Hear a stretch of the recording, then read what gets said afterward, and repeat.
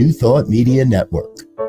We are a global broadcast network of positive music, media, and entertainment, inspiring humanity's evolution along the journey of enlightenment and creating a world of love, peace, empowerment, and prosperity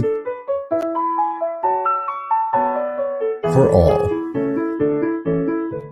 New Thought Media Network. Positively inspiring.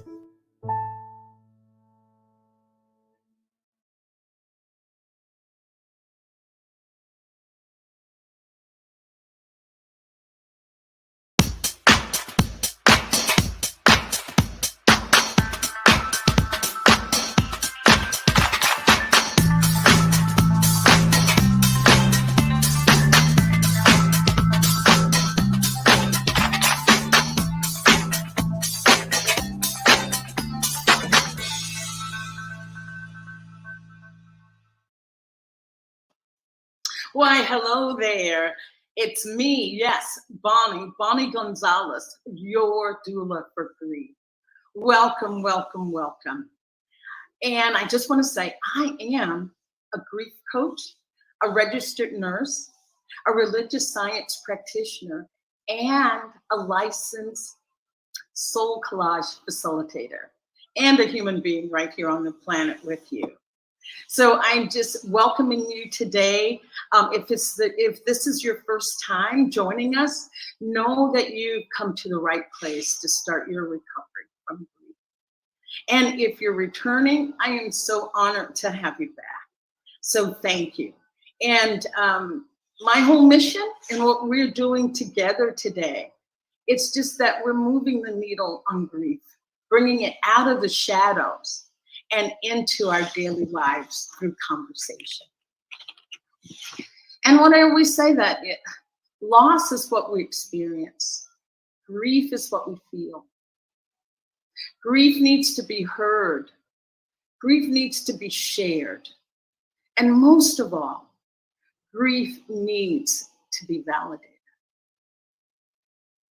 Grief has the magical superpower to heal us, change us, transform us in a positive, life-affirming way. So why don't you join the conversation by dropping a comment or a question in the comment section. And let me just explain just a little bit more, a little bit further on loss and grief.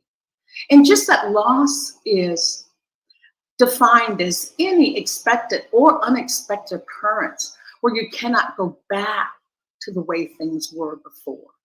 Example, of course, death. Death is the big mother of all. I bow to that. But divorce, a diagnosis, a geographical move, natural disasters, birth of a child, puberty, graduation, job promotion, all of those things can bring about loss or can be viewed as losses.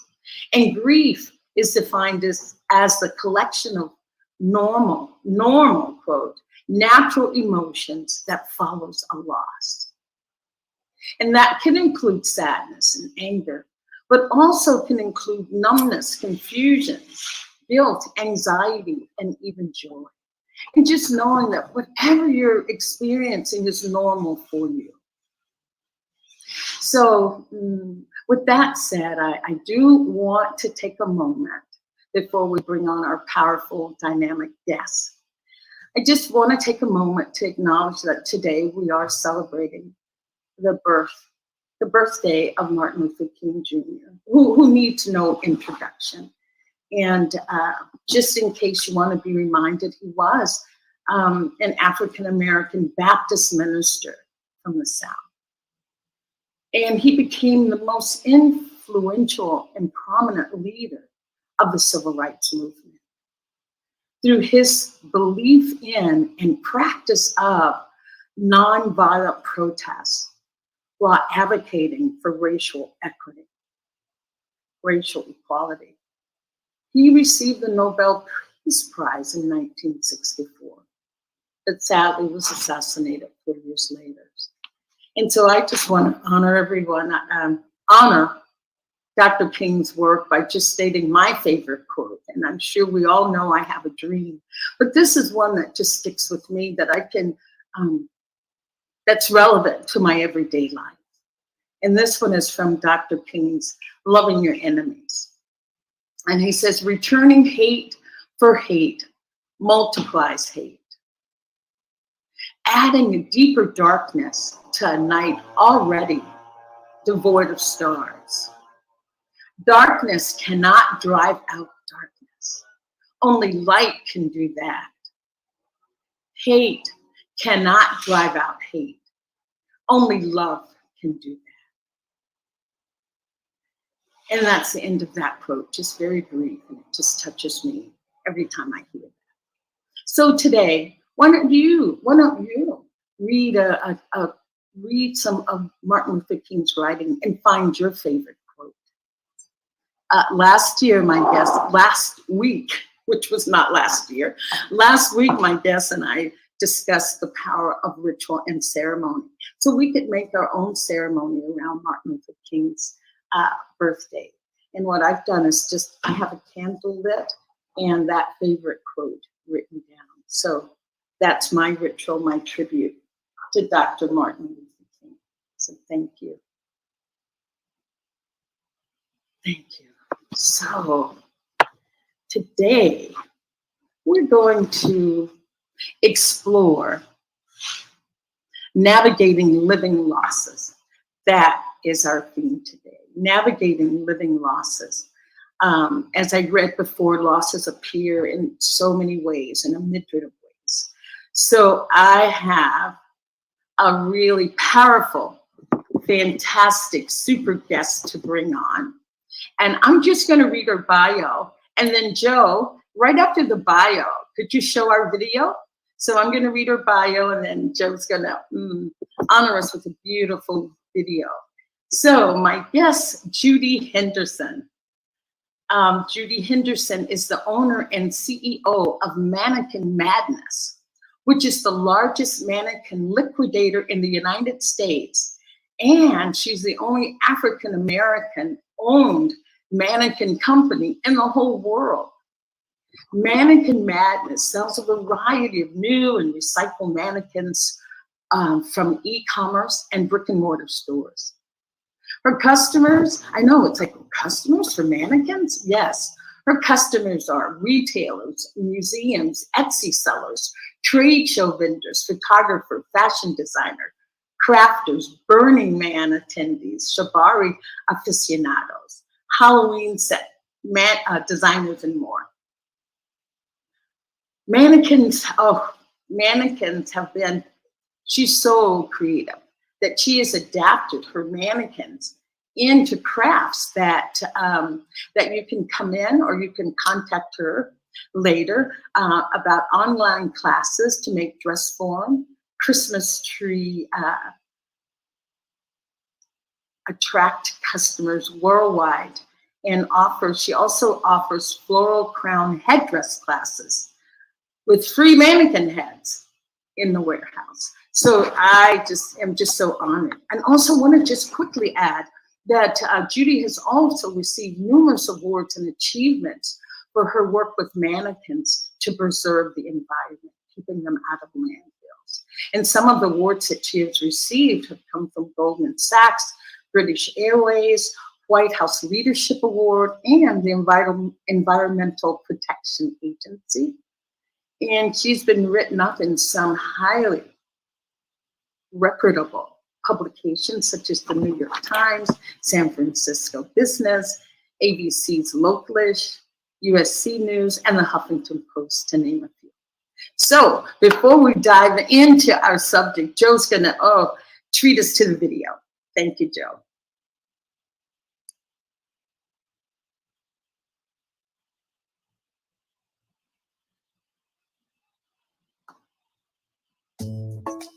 I called it Mannequin Madness because at first I thought I might be a little crazy doing this. I'm a woman with no experience in an industry that no one's really heard of. Everyone kind of looked at me a little side-eyed. What are you doing for a living?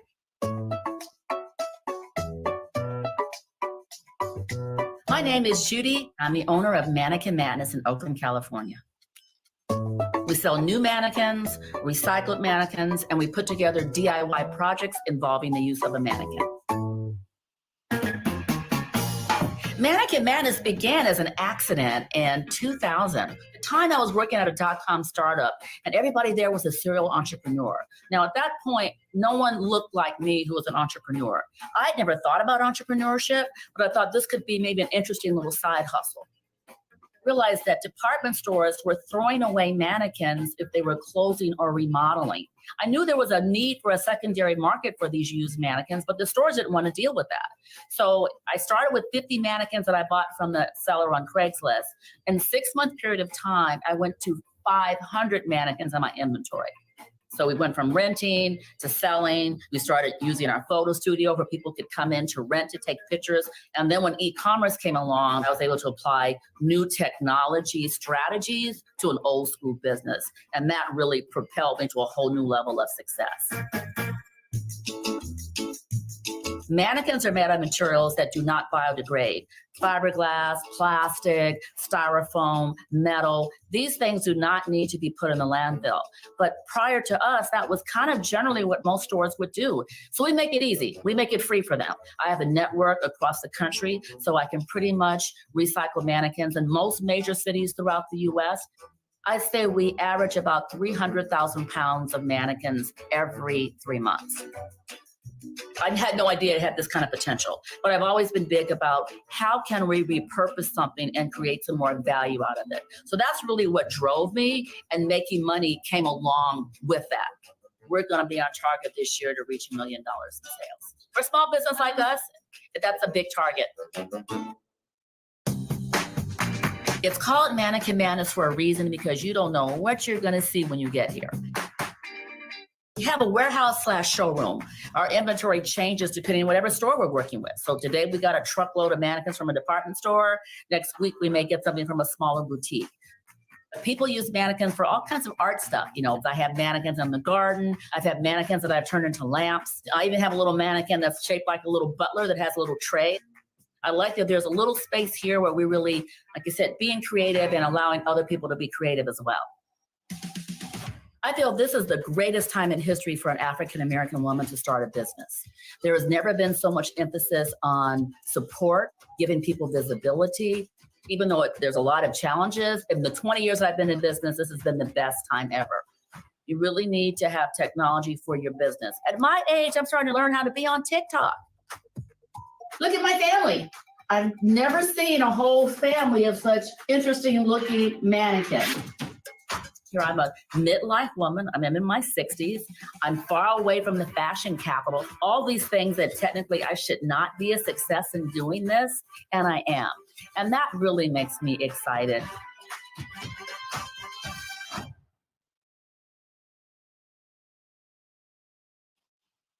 Wow, wow, wow. That's all I can say. And I am excited to bring on my beautiful, powerful guest. And her name is Judy Henderson. Welcome, Judy, to Your Doula for Grief. I hope Judy's still there. All righty. Well, until Judy comes back, what I was going to say, I wanted to start on a high note with that note, because Judy's story is here today. Judy's story is talking about a living loss. And unfortunately, Judy was not always so successful.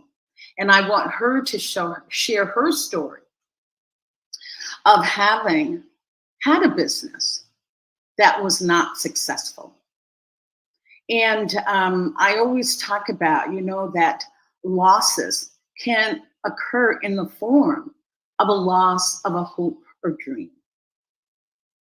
And so with that said, a loss of any kind, some, as I said before, some losses are, if you want to term it bigger, such as death, they bring out the same emotions can come up.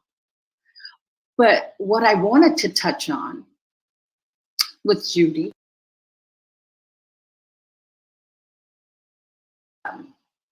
Hmm.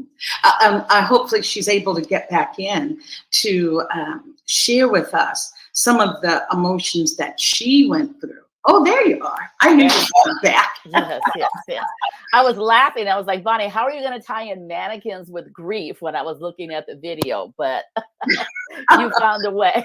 Oh, I found a way because it's not mannequins and grief. It's about humans, the experiences that we have as humans. Right. Be you an owner of a mannequin or a registered nurse, but we're all human. So Judy, thank you. I knew you'd be back. I had faith in the internet. But I was just saying to the audience that things weren't always, we showed that beautiful video and it's like, wow, how can this be about navigating loss? Right. And so that's what I wanted you to share with us, if you would, how, what your other experiences were prior to having Mannequin Madness be a mad success. Well, I love how you say living loss, because so many times in our society, we rarely deal with grief in general. And we do think about grief. It's often the death of somebody, a person, Yes. but we don't often think about a death of a dream or a death of a lifestyle or a death of with the disappointment.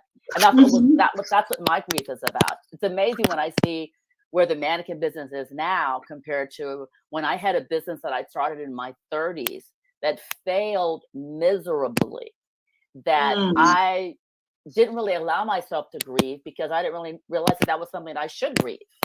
But in reality, I was in deep grief. And for the longest, I never would have thought that I would be an entrepreneur again based on that death of that business. Right. And what I want to say to that, Judy, as you talk about that, is that we're not in our society taught to deal with loss at all. It's like, suck it up and don't be a poor loser. It's not whether you win or lose. We're never even said it's okay to be heartbroken that you lost that game or that you lost that car. So yes, to that's where it starts, I think. And recently I read the book by Sheryl Sandberg, Plan B, where she talks about the grief that she went through when her husband died. And there are 3 things that she said in there that I'd like to add in terms of part of what happened for me. That one of the things you do, she called the 3 Ps. Personalization. We believe that we're at fault, which is what I certainly thought. Oh, I'm a horrible business person, so it's my fault. Pervasiveness. Belief that the event is going to affect all areas of our life. Because my confidence was truly rocked. That was the first time I'd had a major disappointment for something that I really, really wanted. So it really devastated me for a while. And the 3rd P is permanence. Belief that the aftershocks will last forever. So personalization, pervasiveness, and permanence. And I'm going to add my own, which was prolonged. I prolonged my suffering just because I did not adequately give myself the opportunity to grieve. Once I started taking some measures to heal, everything changed. Not just regarding getting back into business again, but other aspects of my life as well were impacted. But the most visible being that I got the courage to go back and be an entrepreneur again. Right. And Judy, was there initially when you had that loss of the business, was there any sense of grieving that came to mind? Or was it later on, somewhere down the line, that you realized, wow? Much later. My feelings before were just more about shame, embarrassment, certain some sadness around it. But as you said, I really just kind of like licked my wounds in private and just thought, okay, I'm going to stay away from that over there. That being entrepreneurship causes pain, causes suffering. I'm just going to completely, and I went back to corporate America where I was equally miserable, but at least I had a steady paycheck. So I stayed with that. But no, I wish I knew that I was really grieving. I really feel like I could have, minimized the pain and suffering I went with. Doesn't mean that I didn't experience it, but it's nice to kind of experience it and move on. Instead, when it just continues to just kind of drag out and there's just such unhappiness that permeates all aspects of your life, I think I could have just cut my losses a little bit shorter. I was going to say, did you also experience some people talk about experiencing regret Yes, for absolutely. having, Yeah. and how did that show up for you? I'll put it that way, regret. And what? Well, I think there was just a general sadness I had around me, just in general, in all aspects of my life. I felt like something was broken or damaged inside of me.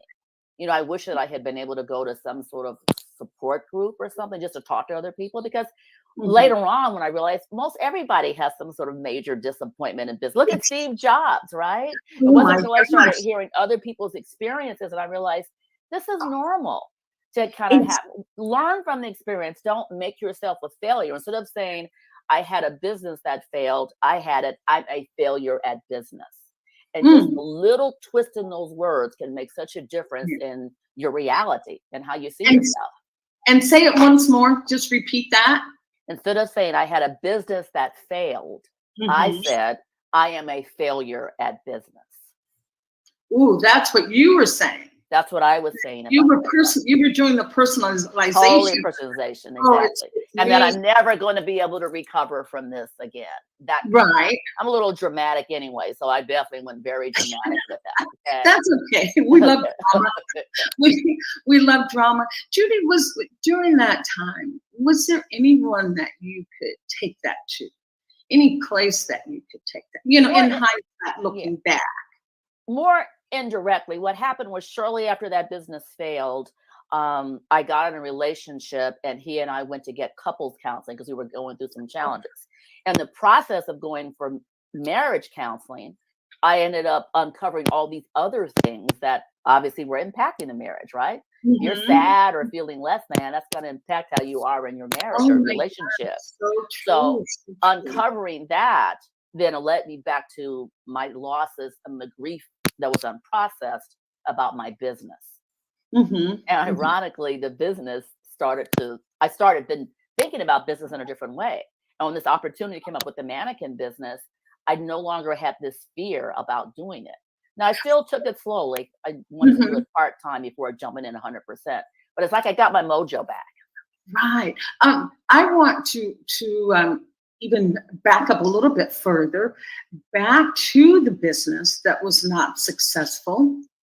Not that you weren't successful, you were successful, but to that business that was not a success at that time. What even led you to? What was your mindset? What even led you to think that, wow, I can start a business? What was that? What was that about? Well, partly I always wanted something that was more creative than what I was doing at corporate jobs, for starters. And I wanted more kind of freedom and independence. And even though there hadn't been anybody in my life who was an entrepreneur, and this was way before we started talking about girl boss and boss lady, you know, like I said, I'm an OG, as they say, old G, in terms of trying to be an entrepreneur. So I don't know, it's just more like a spark. I can't really explain it. And I think that's what really made it difficult with the grief. It was sort of like I trusted my intuition to do something. And when it didn't work out, then I started doubting my intuition in other aspects of my life. So there wasn't any kind of one thing that led me to it. It's just kind of like, oh, that seems interesting. Oh, that seems fun. And it was the same thing that came along when the mannequin business opportunity came. But by that point, I was just in a different place. You know, I was more mature. I was willing to go in more gradually. Obviously, I had other experiences. So I was willing to trust my intuition this time. Right.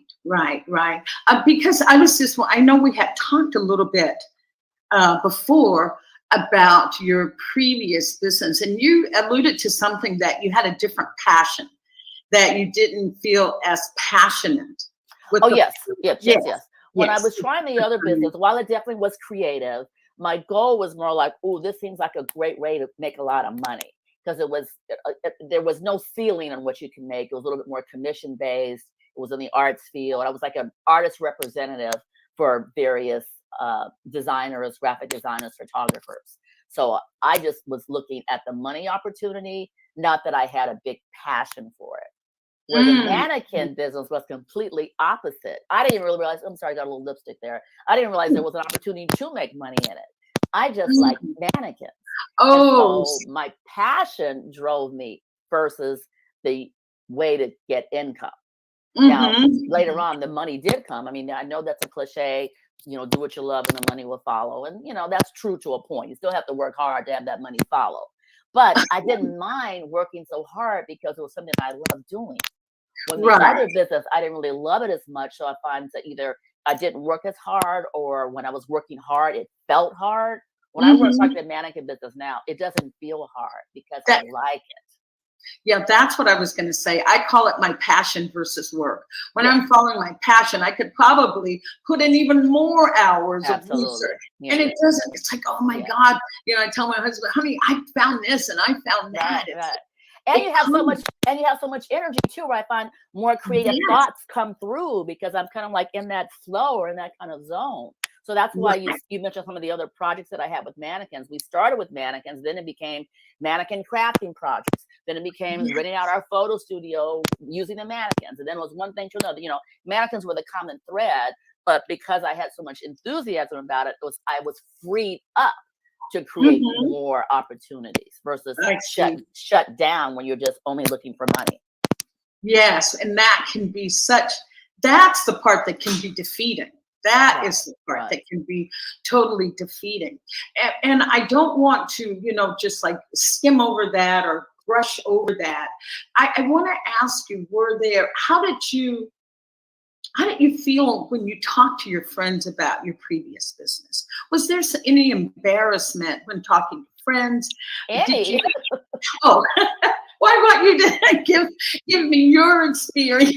Gosh, yes. I mean, it's that whole thing, when the truth will set you free, where Oh, initially the more that I was trying to hide it or shame by it, it was like carrying this baggage on your shoulder or something. mhm. Once I could just kind of put it out as the past, as like something that happened and didn't have any charge about it. And if anything, could use it as a motivation to share other people that yes, Mhm. you can Mhm. experience this, and yes, there is life after that.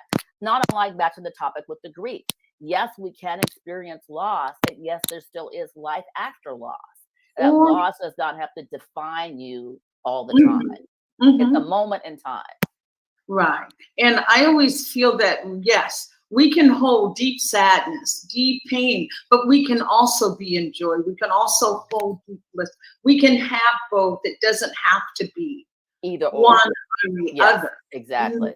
No matter what your grief is from, know Right. that there is space for the other emotions to flow into Yeah. life. But you Um, do need to do some work to make that happen. yes, that's, and Okay. we're getting to that. Okay. All right. That's I what want I'm to make it prodding. seem as just What that's why work we can need you that's why we need the doula for grief to help pull it out of us. I think first of all, you to allow us to have the feelings. I mean, I Oh think my, many times I was trying to shut them down because I didn't want to feel that pain. I shut it down. Where I think if I allowed myself to really fully process how devastated I was feeling, I think that would have helped in the process. Okay. mhm, Then to be able to put those feelings in some perspective, right? It was right. like that one incident. It wasn't like my whole life in the past or the whole life going forward. But Mhm. many times we can't do that alone. We need some support system, Ex whether it's a doula or a therapist or a good friend or a support group. I cannot um, minimize the importance of being able to have some sort of support group and something spiritual as well. I've been a Buddhist now for almost 40 years. And, Right. initially when things happen, I was like mad, like, why did you let this happen to me, universe? Mhm, And instead mhm. it's like using that as a learning opportunity. But it said it takes time. It takes time. Right, right. And what I did want to ask, because I did ask about, I think I asked you about regret, having had regrets Yeah. for You said, did I have any? And I said, lots. right. So, lots. But turning that around, that sometimes regret can allow us to examine or dissect that loss. Like, wow, I regret that I didn't call out for help sooner or that I didn't move to another state. It helps you maybe to plan ahead. It could help you in the planning of your mannequin madness. Did you find any of that to be true or I that wasn't was just too much I, I, distance? I wasn't that evolved. No. Oh. Well, that's when you need a doula for grief. Exactly. I mean, now that you say it, I can look back over time, hindsight, yes. But at the moment, no. I was still, just stuck in my pain. Right. And Judy, do you feel that even though you felt like you had resolved the first loss of a successful business, just the loss of that, do you think you carry just a weeny bit of doubt going into Mannequin Madness that it would pop up, whatever would be your mental verbiage? No, Bonnie, you know the answer to that one, okay? Those out there, we want to help others. Yes, okay. The reason I'm saying that, because yes, I've been doing this for 20 years. The first 10 years, definitely, I still had some of that. I had that imposter syndrome. Once again, we're talking way before you started seeing more women as entrepreneurs. And one day I had a disappointment, and I called Bonnie to say, I'm a loser. I feel like such a loser. And Bonnie just allowed me to have my feelings of let my loserness come out. I said, we laughed about it, but you allowed me to feel it versus try to talk me out of it, which I really appreciate it, Exactly. So, and ironically, I think that really helped in terms of over time, I felt less and less of that. Even when something didn't work out in business that I had looked forward to, I no longer went to that sense of regret or a loser, or I shouldn't be doing this. It's like, I really feel like I healed that, but it definitely, because I was doing it without any support at first, it took a whole lot longer. Once I could at least call you and say, Bonnie, I'm a loser. Because I didn't know that many other friends who were entrepreneurs at the time. So I didn't feel like I had anybody else who could really relate. So many people thinking, oh, you're just so lucky to have your own business. And they didn't really realize a lot of the backstory that was happening there. So I kind of felt a little isolated for a while. Right. Because so many times those people that we think we can, or that we turn to confide in, want to make us feel better. When, don't feel like that. That happens. Oh, girl, you'll be bouncing back before you know it. And I'm just saying this so that those people that are listening and that want to support someone through a difficult time of loss, just allowing them to name what it is that they're feeling. Like Judy, we always laugh about the loser. But if that's what you're feeling, allowing it to have a name, because what you resist will just persist. And that's an old cliche. I think we're just now starting to have that kind of vocabulary in our society now, where people are realizing, I think they call it a term, toxic positivity or something like that. That's been up for the last few years. And that is so true, because you're right. Most of the time when someone's feeling sad, we don't want them to feel sad. And I'm the biggest person who always wants to be the pep talk, you can do it, get back up there. And I've learned through my own experience and working with you that sometimes people just need to have their feelings. Now, granted, if it's a prolonged period of time, if I'm calling you every week saying I'm a loser, then we may need to step in and do something different, okay? But every now and then, I'm allowed to have my just loser feelings and then process that. Right. And that's something that I talked about when just opening the show, that grief needs to be heard. Grief needs to be validated, and grief needs to be shared. Yeah, I think sometimes many of us are confused with grief and depression. And because, there's this fear of, I don't want to be depressed, or am I going to have to get on medication because I'm depressed, which is different than just allowing yourself the whole range of emotions in life. Not unlike the weather, right? Some days it's raining, some days the sun is shining. We just have to experience them all and be prepared when each change in season happens. What do we do? If I'm feeling like a loser, then that's the time to do something different than when I'm feeling on top of the world. Right. And I was going to say that brings me to, continuing with calling people to talk to them, that sometimes people are more inclined to go down that road of, we'll just say positivity, when maybe that is not the most effective tool at the time. And I've been saying that you do need those four, maybe this is a time to talk about 4 types of friends that you need to have. Right. When you're I've also learned just to be a better friend, that when people, I have some of my friends that say, because I have a couple of friends who are going through some losses, death losses. And I said, how would you like for me to be? Do you want to just be heard? Do you want a pep talk? Do you want just some encouragement? Because I know my immediate default is I want to make them feel better.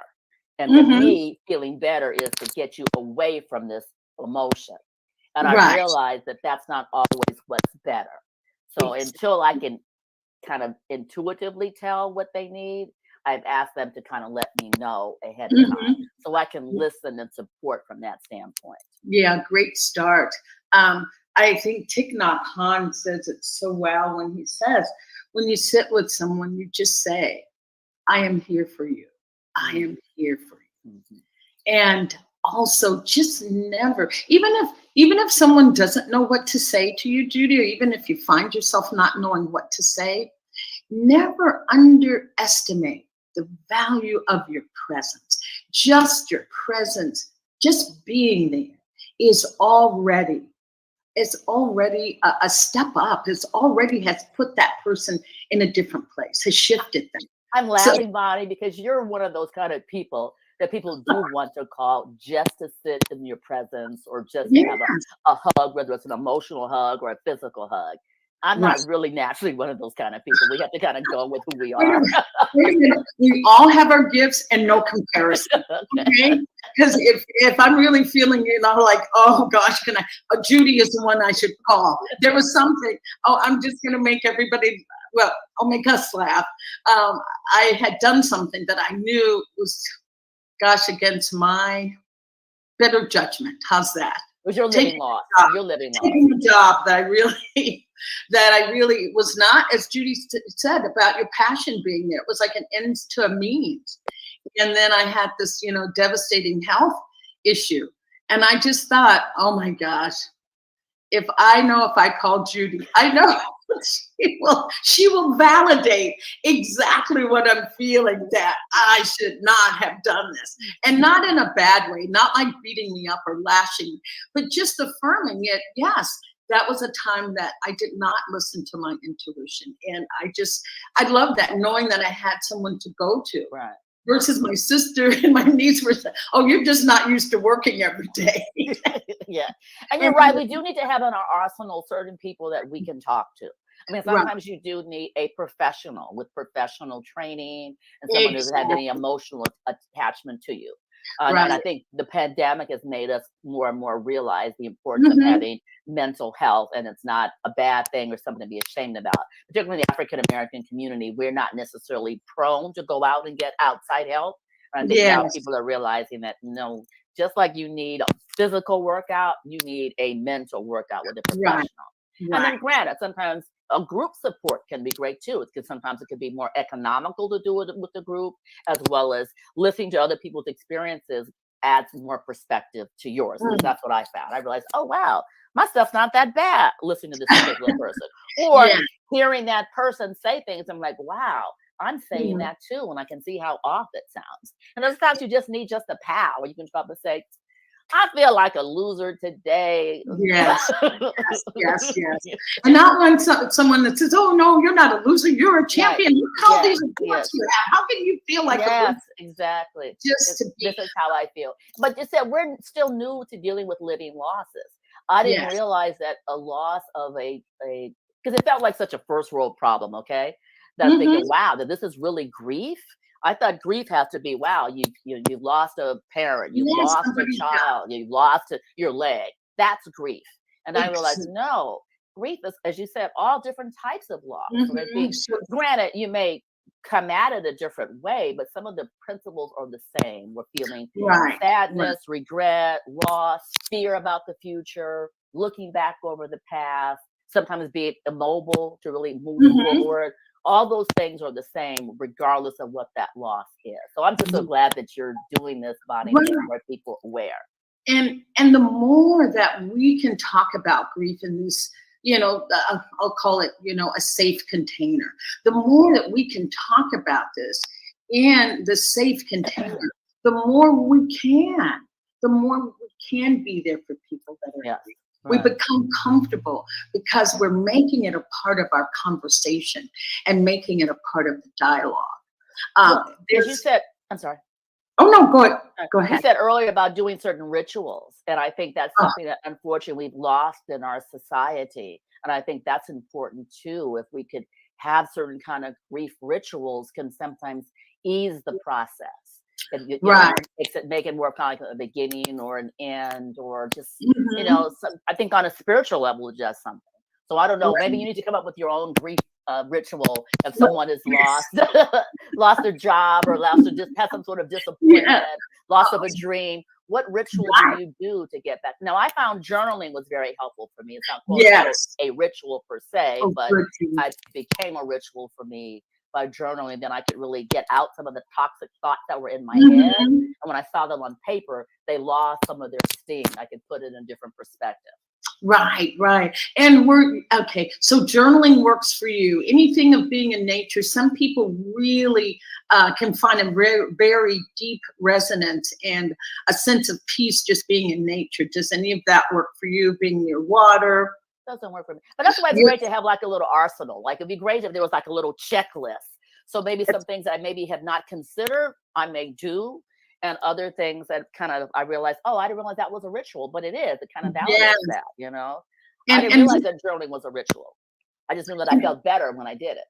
yes, yes. And rituals never have to be anything elaborate. You think about every morning when you get up and you wash your face and you brush your teeth. That is a daily ritual. That is shifting from night to day. That And feels more like a chore. Okay. There's for chore, there's some rituals. of us, it is a big ritual. Yes, each tooth that's left there. So anyway, I feel anyway, like rituals have a little bit more spiritual component to it. That's ritual just for me. ceremony. Yeah, some sort of ceremonial and some sort of a transformation attached. I mean, I guess Mhm. you can say brushing your teeth is a form of transformation, but not on a deep spirit level. And this, And yes. yeah, Yeah, I was just going to say we each can create our own ritual because our ritual is deepened by our intention. You know yeah, what? but sometimes we don't know how. I just want to say that you're the queen of rituals, Bonnie. Yes. You Well, know, I last just want to week say, we went into ritual. Please watch last week's show on yeah, yeah. the healing power of ritual for grief. Yeah, for those of us who don't really understand the importance of ritual, or we think rituals are somehow scary, or Mhm. in our society, so many rituals have become commercialized too. I mean, things that Oh, we used to do in the past to kind of celebrate the change in seasons. Many times they're mhm. more like, some sort of a holiday or a barbecue or something. Yeah. Nothing Well, really related to touching your spirit and acknowledging right. a change Yeah. that's happening. Yeah, well, that's how a lot of the natural in rhythm with the earth cycles got hijacked was by religion. And now, Yeah. Now it's commercially commerce. Yes, exactly. is being out with that. And it's up, oh, here's what I want to say to that. It is up to each one of us to ritualize whatever it is that we feel passionate about, whatever we feel that we want to bring a sense of sacred, regardless to what society is doing.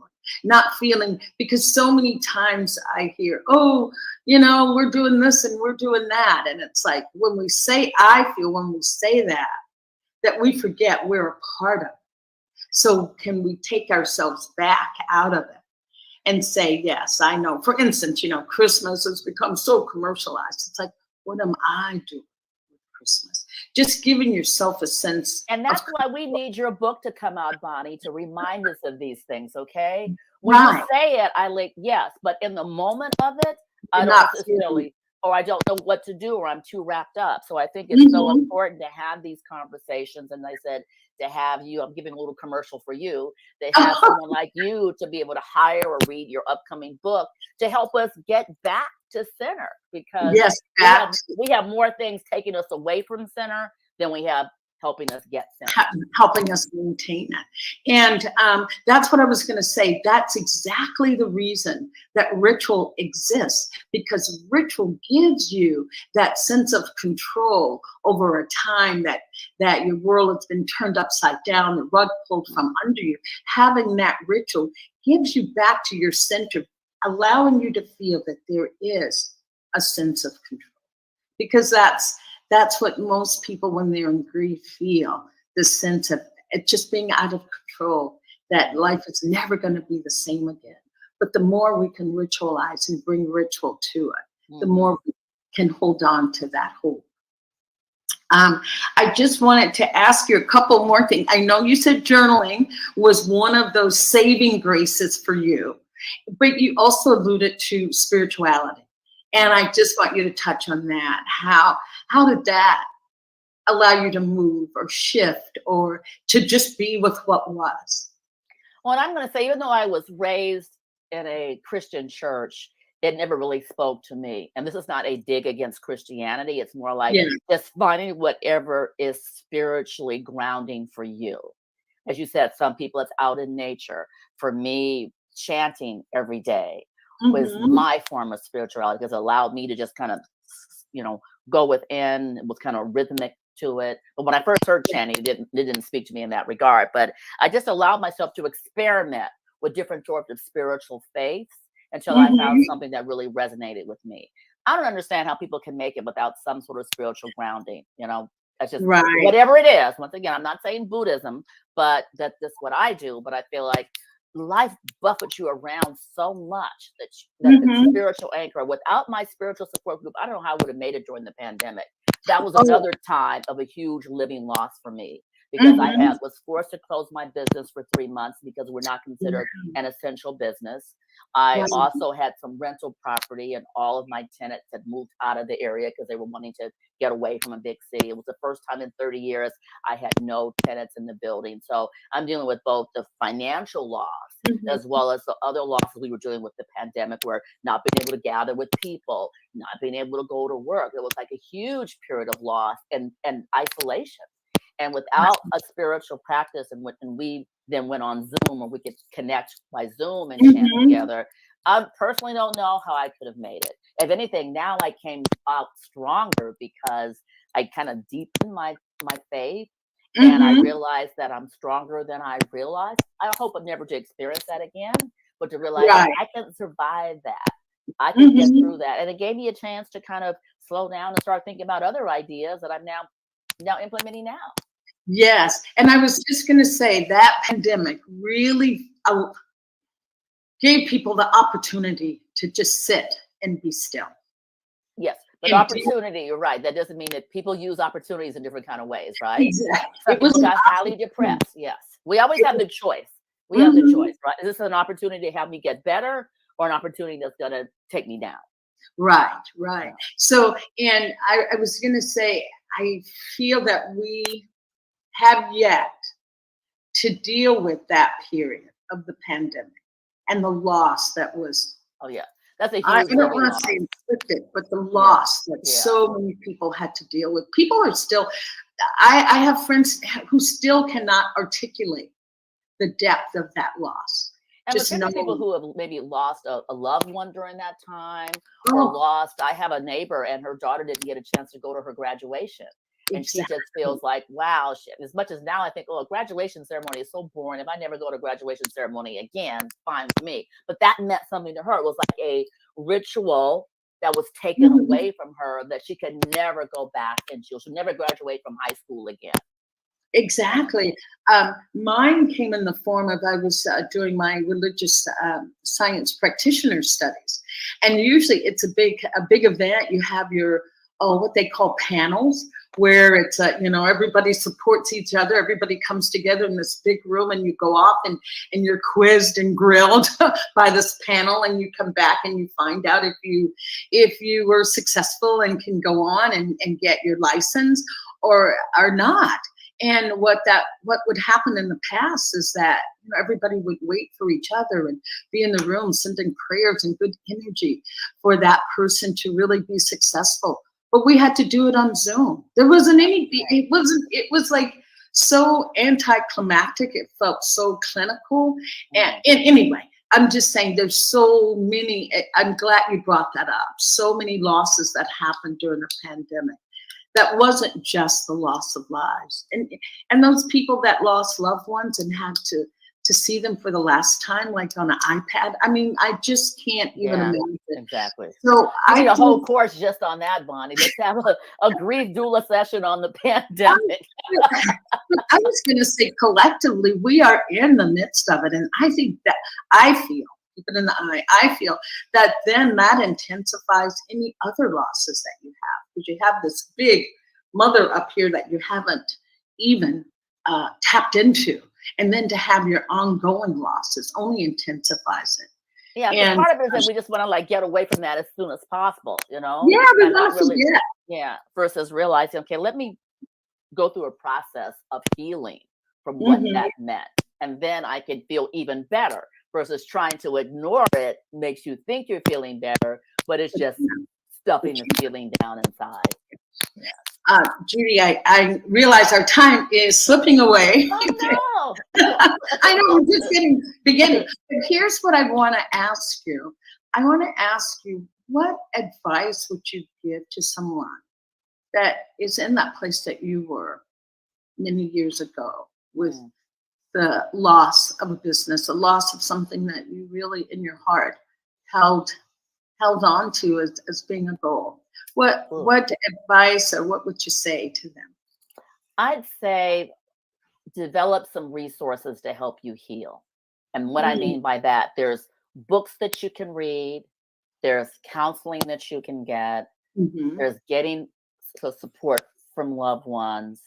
But most importantly, it's just allowing yourself to have the feeling and then determine what's going to be the best choice to help you heal. Maybe you just need to be in private and journal for a while. But I guess the main thing is just don't beat yourself up. I flogged myself for the longest time about it. And I think there's just one thing. It's like, don't beat yourself out. It's no different than if all of a sudden you broke a leg. You would find different ways to get some support. You might see the doctor. You may go get your x-rays done. You go see a physical therapist. All of these components help with the healing. I think the same thing with some sort of grief. There's maybe not just one component, but many things to do to help you get to the other side. Grief is just as much of a wound as a physical cut. Yes. As a physical wound. Yeah. And to see it as that. I think sometimes when it's an emotional thing, at least for me, I always think emotional things, I can just use my mind to get over it. Just sludge on through versus realizing, no, I maybe need some tools here to help me get to that. Right. Sometimes it's existing tools that I already had. I need to deepen. Other times it's try some new tools. Maybe I should go out in nature a little bit more. Bonnie, did you mention that? Well, not in the rain, not right now. Maybe swimming through nature. Since we're here in California, it's pretty wet. Yeah. I think that's beautiful, Judy, especially when you talk about reaching out. And of course, hiring your doula for grief. I'm sorry, Bonnie. I've learned so much about grief through you. Bonnie, I've known you for over 30 years. Let me just say a little bit for Bonnie. And I'm just really seeing how I didn't even know what a grief doula was. Just like you didn't know the mannequin recycling thing existed, right? And I realized, like, where have you been all in my life? It's like, wow. All of a sudden I realized, wow, I'm so glad we're having a conversation about grief. Because normally grief is like a word that we want to just avoid, right? Oh, yeah. People still do. Not want to. People do avoid. Okay. All right. I was going to add before, I just see that we have Christopher White. Are you familiar with Christopher White? He's from Detroit. So hello, Christopher, and thank you for joining the conversation. And Detroit. Hey, Chris. Yeah. And is that your buddy? Oh, well, he's our buddy now. Okay. He's a buddy.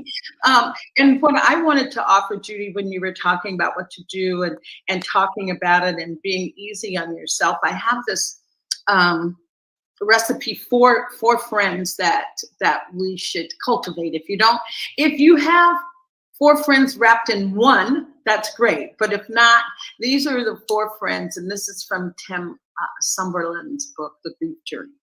And he says the 4 friends that we need when we're going through a period of loss.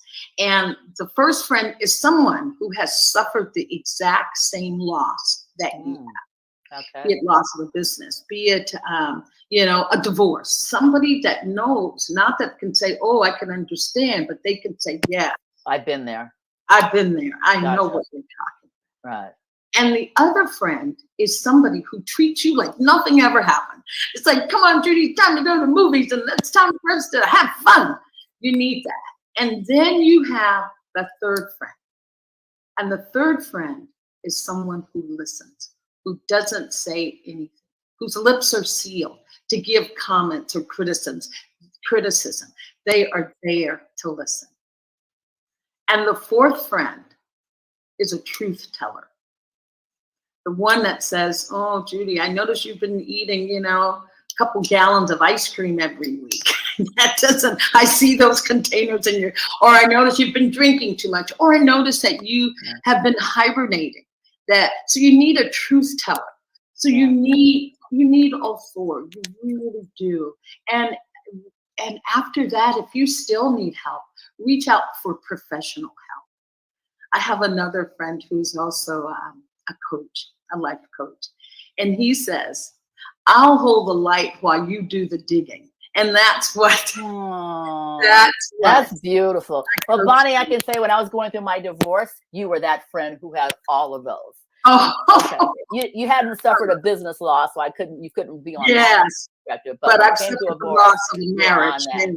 Yes. I could definitely attest to that.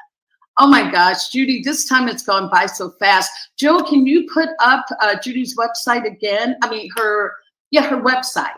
I want you to go. She offers some beautiful classes on headdresses. If you want to feel like a goddess or feel like a king, get those guys out there too. Yeah. We want everyone to come out. And so check out Judy's website. She's the most beautiful video for her headdress. But I was going to just add it in case someone else has a living loss related to a business and wants to talk to me about it, they can reach me through the website. Oh, wonderful, Judy. You've just been all that I proclaimed you would be. Magnificent, stellar, powerful. You're not too biased, are you? I just can't believe that the time goes by so fast. Yeah. And I just want people out there that are listening to know that if you're going through any type of loss, you do not have to do this alone. You do not have to do this alone. And know that you have, I'm sure if you look around, you have people that care about you. Mm-hmm. And if you're on the other side, that you have a friend who you know is suffering, please reach out to them. Please reach out. And as I said, if you don't know what to say, you can just say, I don't know what to say, but I pray for you. Gotcha. And that's you as well. Gotcha. So, thank you, Judy. Oh my gosh. We'll have you back. We'll have you back on other topics. Thanks for just bringing this conversation out there, Bonnie. And when you first asked me to do it, I was so far away from my business failure, I forgot that it was a living loss. So just talking about it now is just great to put things in perspective, hopefully encourage other people. And as a reminder, when some future loss comes my way, what steps I need to take. Right. And knowing that because you've had that, you've gone through your process, you've done your work, as they say, that another would not be as devastating because you have gotten your tools. Gotcha. Your tools in order. So thank you so much, Judy. I can't wait to have you back. Can't wait to have you back. I just want to do a little promotion for New Thought Media Network. Please reach out and make a donation to New Thought Media Network. And NTC, is that it, Joe? For donate. The donate button is right below. Also, thank you so much. ntmedia.org/donate. Also, I would like to promote Centers for Spiritual Living is having the Vista Conference, which is coming up February 20th through the 23rd. And I will be one of the workshop presenters doing what I do best. On February 21st is my date to present from 2 to 3:30 p.m. And I will be presenting the healing and transformative powers of grief. So I look forward to seeing you there. So check it out. So wonderful. So this is your doula for grief, Bonnie Gonzalez. I am available for grief coaching. Please reach out. Please just don't do this alone. So thank you, thank you, thank you. And I'll see you next week. Ciao.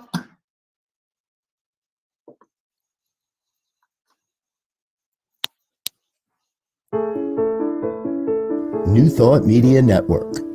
We are a global broadcast network of positive music, media, and entertainment, inspiring humanity's evolution along the journey of enlightenment and creating a world of love, peace, empowerment, and prosperity for all. New Thought Media Network. Positively inspiring.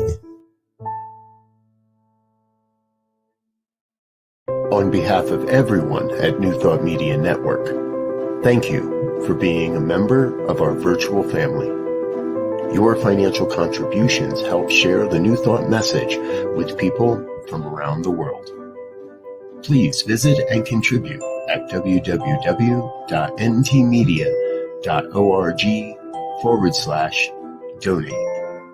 New Thought Media Network. Come be you. And please like, share, and subscribe. Until next time, peace and blessings.